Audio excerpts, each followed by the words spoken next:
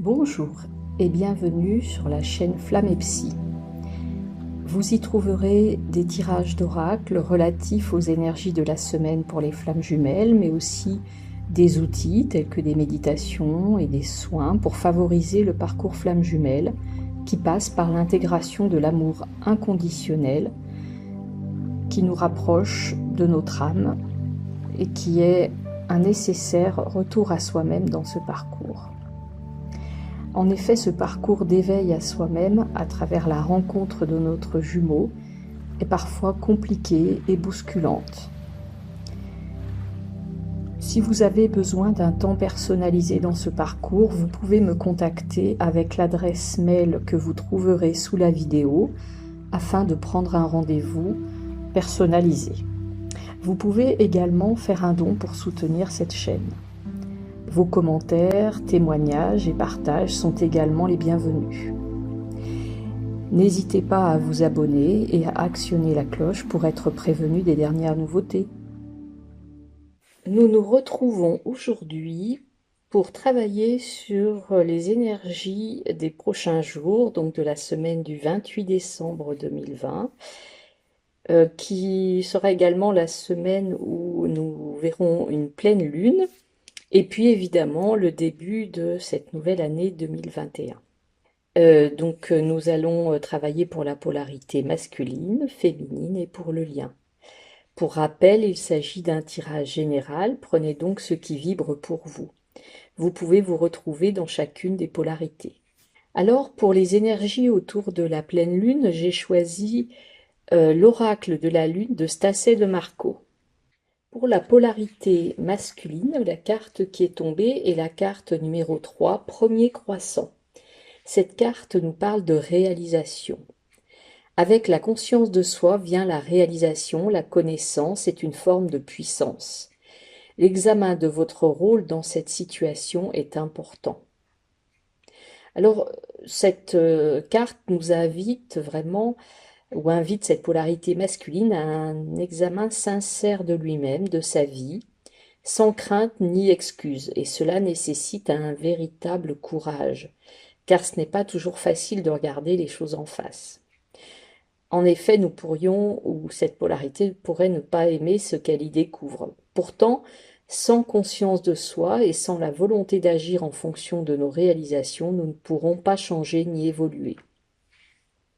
Ainsi, la prise de conscience de nos mauvaises habitudes, de nos comportements néfastes, voire autodestructeurs, qui nous font tant de mal, est une position de puissance, même si nous pouvons tout d'abord nous sentir inquiets et tourmentés par cette découverte.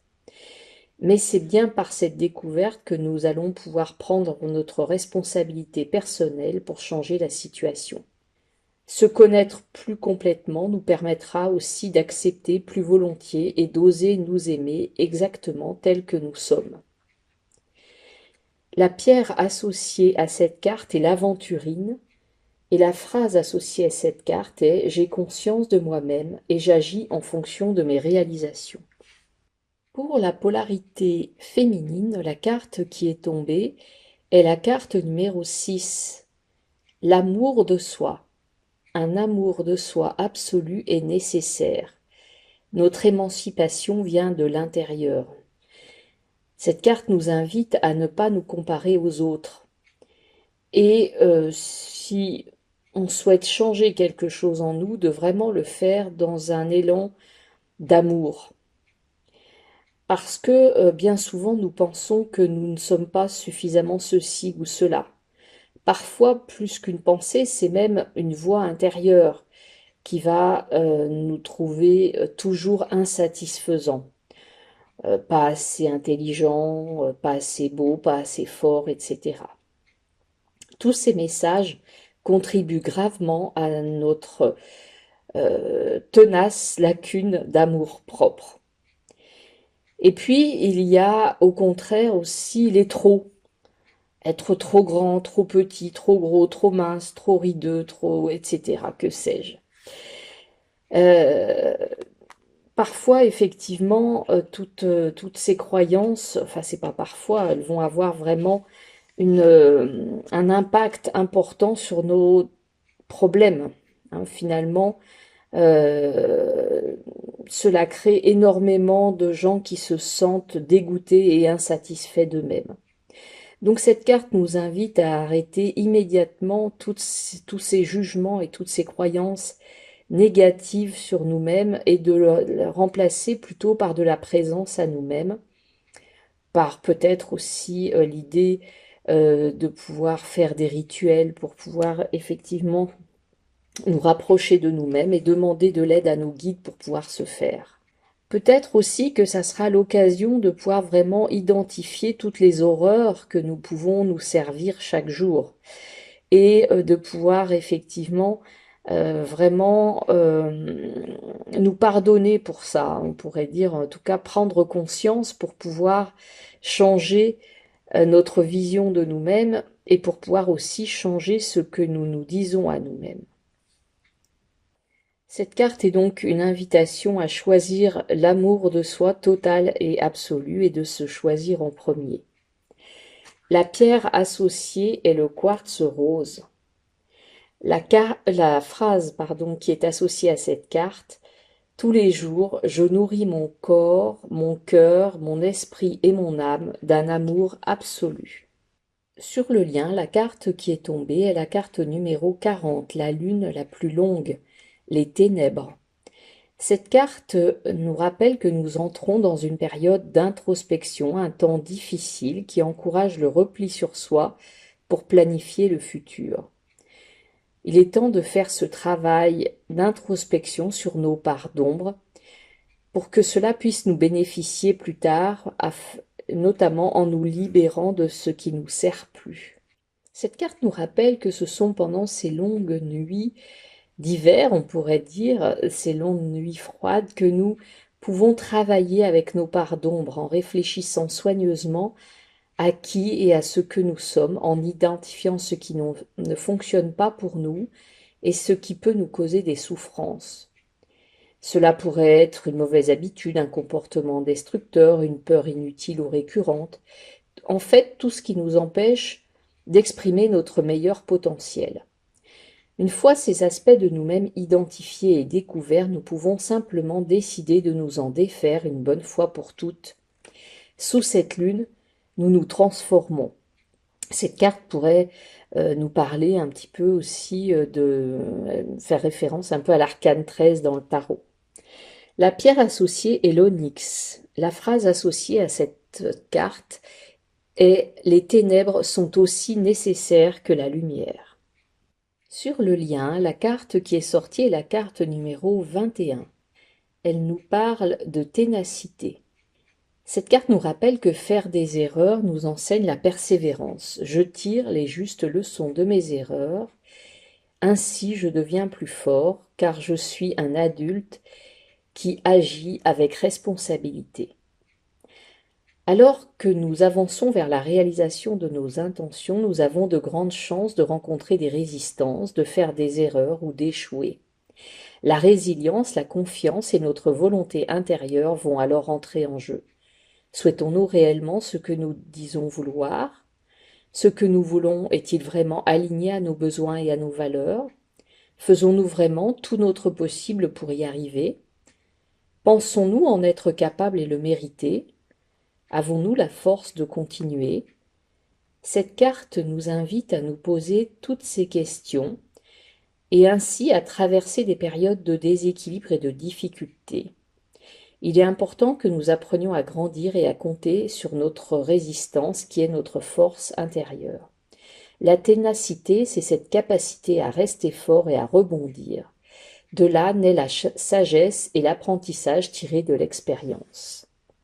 Cette carte nous invite aussi à nous souvenir que faire des erreurs revient simplement à rassembler nos nouvelles informations.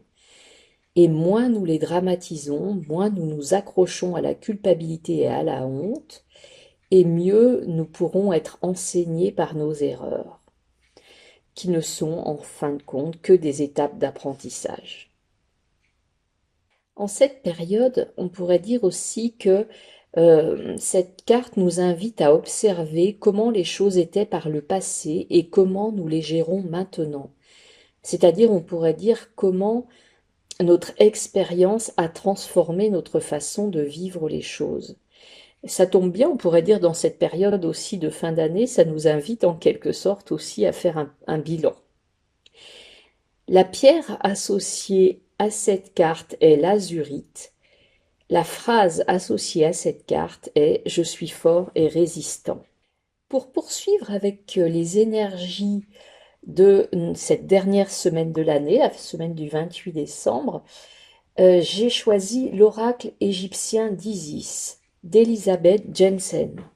Pour la polarité masculine, la carte 25, le Nil, le flux de l'abondance, est tombée. Cette carte signifie qu'un flux d'abondance s'annonce, même s'il n'est pas encore visible pour l'instant. Dans le domaine sentimental, cette carte nous parle du moment opportun pour entretenir une relation. Au niveau plutôt professionnel, elle nous parle d'une période de progrès lent, éventuellement de contretemps avant une belle réussite. Cette carte invite à attendre le temps nécessaire avant de recevoir ce que nous souhaitons. Au niveau des voyages, il est recommandé de se rendre près d'un grand fleuve. Au niveau de la santé, il sera indiqué également de se baigner, pourquoi pas dans un fleuve ou dans la mer, mais aussi tout simplement de pouvoir peut-être prendre des bains avec du sel de mer pour retrouver notre énergie et notre vitalité. Au niveau familial, cette carte nous parle de retournement de situation pour des membres de la famille qui ont eu des problèmes de santé, par exemple. Cette carte nous indique également ou en tout cas nous invite, on pourrait dire, ou invite cette polarité masculine à prendre les choses comme elles viennent et à chercher à résoudre les problèmes d'une façon plutôt paisible. Car ce qui peut nous sembler perdu pour l'instant sera retrouvé. En effet, cette carte du Nil symbolise, j'allais dire, une grande énergie de force de vie de l'Égypte. Le Nil apportait la vie sous forme d'eau et d'énergie à tout ce qui était sec et stérile par ses crues annuelles. Pour la polarité féminine, la carte qui est sortie est la carte numéro 9, Douamoutef. Sur le plan de l'abondance, cette carte nous rappelle que si vous pouvez lâcher prise sur vos idées et façons de faire désuètes, l'abondance peut venir à vous en temps voulu. Au niveau sentimental, cette carte invite à lâcher prise sur ce qui n'est plus nécessaire dans notre vie pour améliorer une relation actuelle ou commencer une nouvelle relation.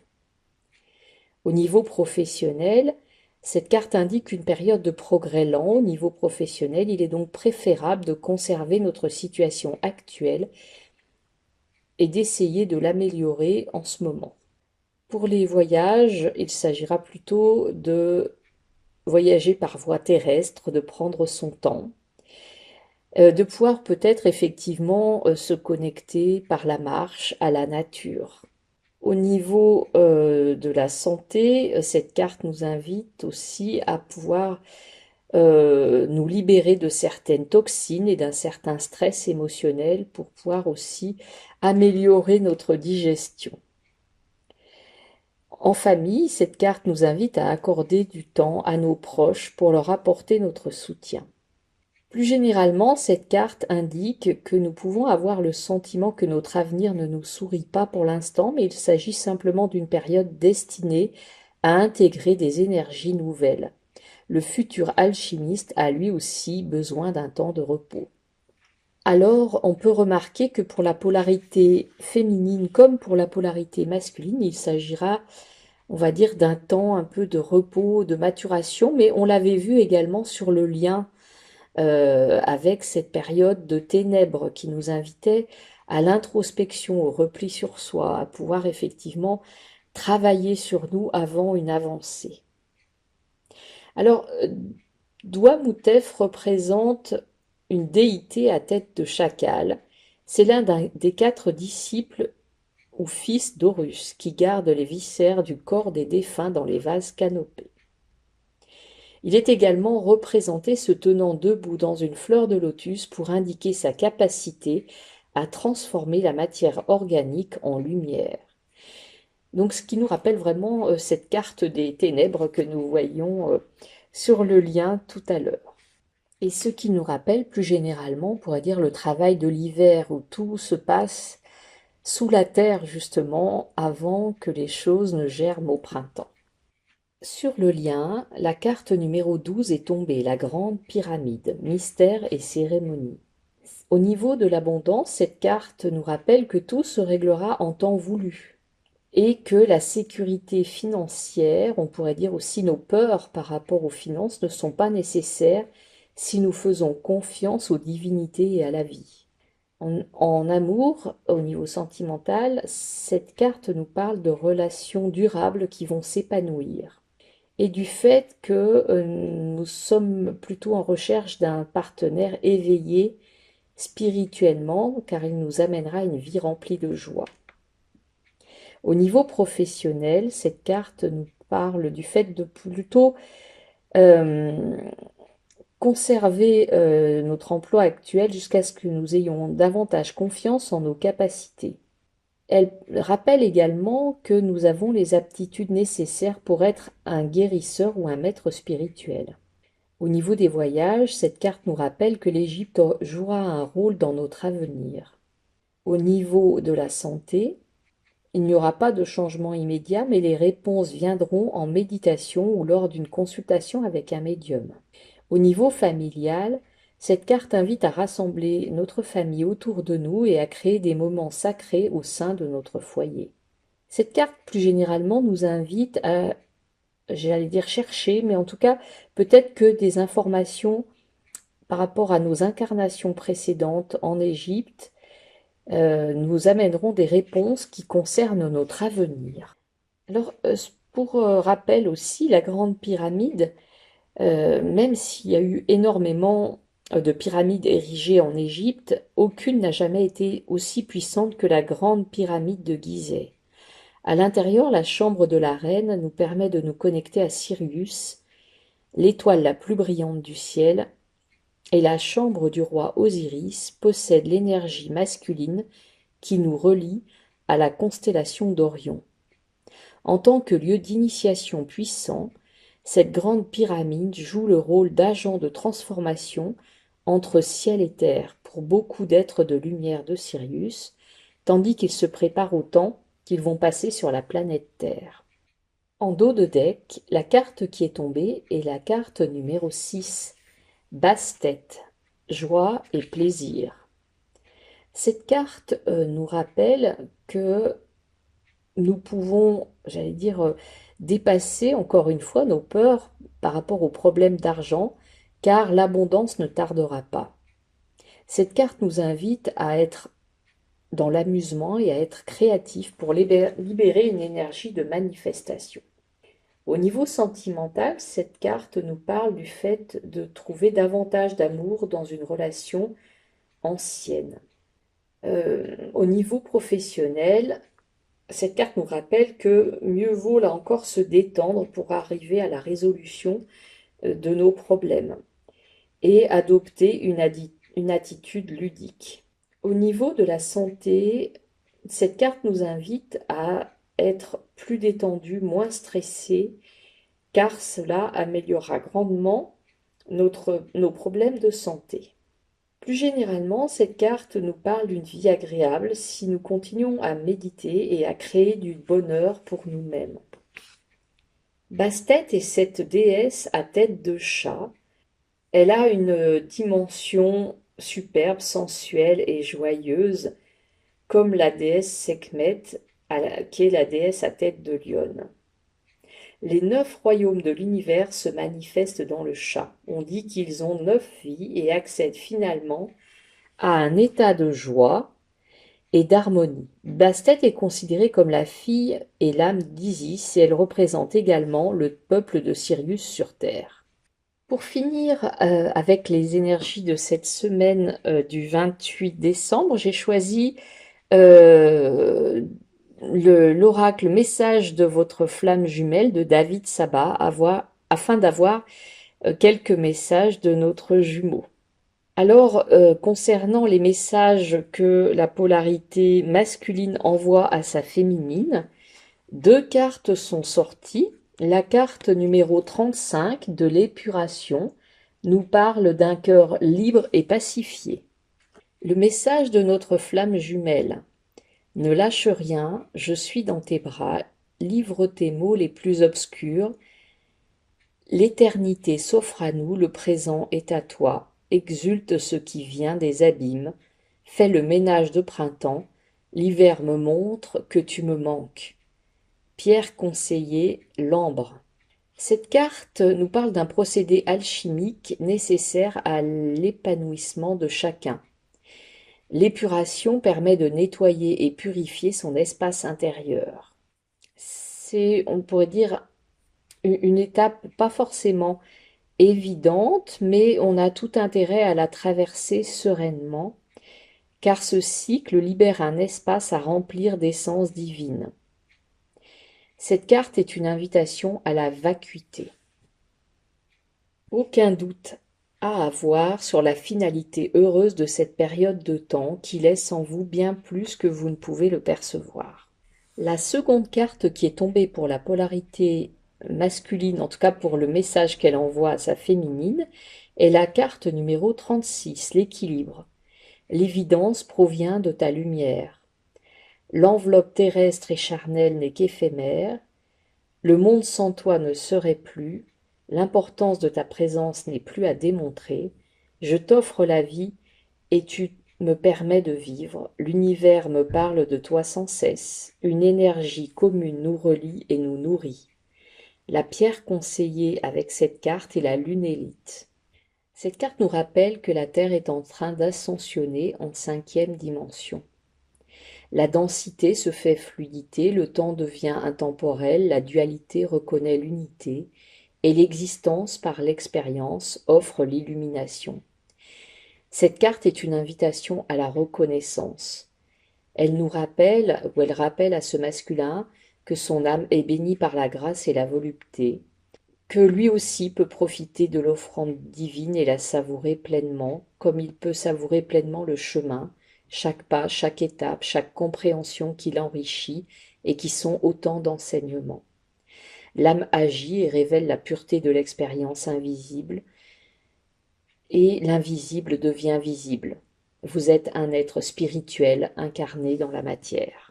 Du côté de la polarité féminine et des messages qu'elle envoie à son masculin, la carte numéro 28 est tombée, soyez fiers de vous.